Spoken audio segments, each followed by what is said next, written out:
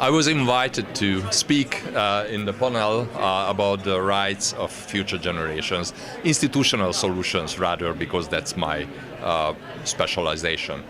And what work are you doing? Because you're from Hungary, aren't you? We have a wonderful name, a poetic name, an ombudsman for future generations. But actually, we are a complaint office, which is a great job to do. We receive hundreds of complaints from local communities, NGOs about local environmental conflicts, and we can help.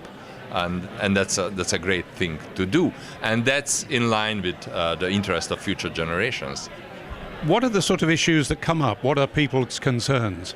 It's interesting because I previously dealt with, before I was elected to be the ombudsman, I dealt with environmental cases as well. But that was a surprise that in that position we receive two kinds of cases. First of all, city noise and urban sprawl.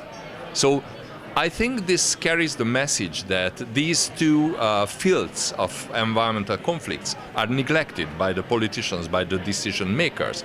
So we tried to amend this situation in the last 3 years. And the work of the Ombudsman, is this specific to Hungary? It is. You mean such kind of environmental portfolio is missing from other offices all over the world?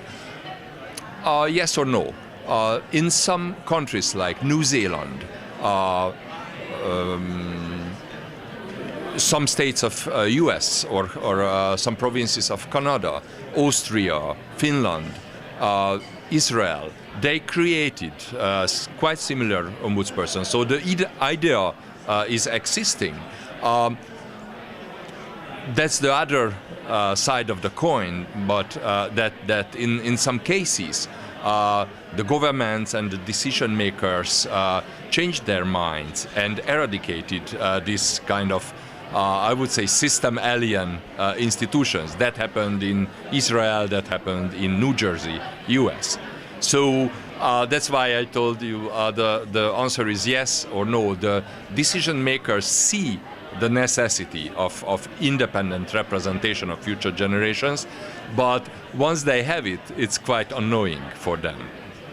Do you think that governments have it in their interests to pursue intergenerational fairness, or is it against their interest in a sense? Again, they have a kind of split brain, you know, with the better side. They think that yes, future generations are our immediate future, so let alone our children and grandchildren. So we feel responsible, and the governments feel responsible for them. But on the other hand, they fight for re-election, they fight for economic growth, for consumption, or the reminders of our natural resources. So this is a very contradicting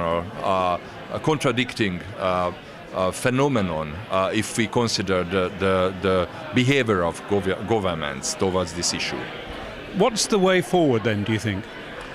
I think that this kind of future generation institutions pop up here and there. We heard that in Wales they are creating such an institution. In Malta they raised, and in the Rio +20 discussions, it's quite seriously raised that even on global level, a future generations institution should be created. So I think at a certain moment, this kind of institutional development will cross a border, will exceed a certain threshold, and then will prevail.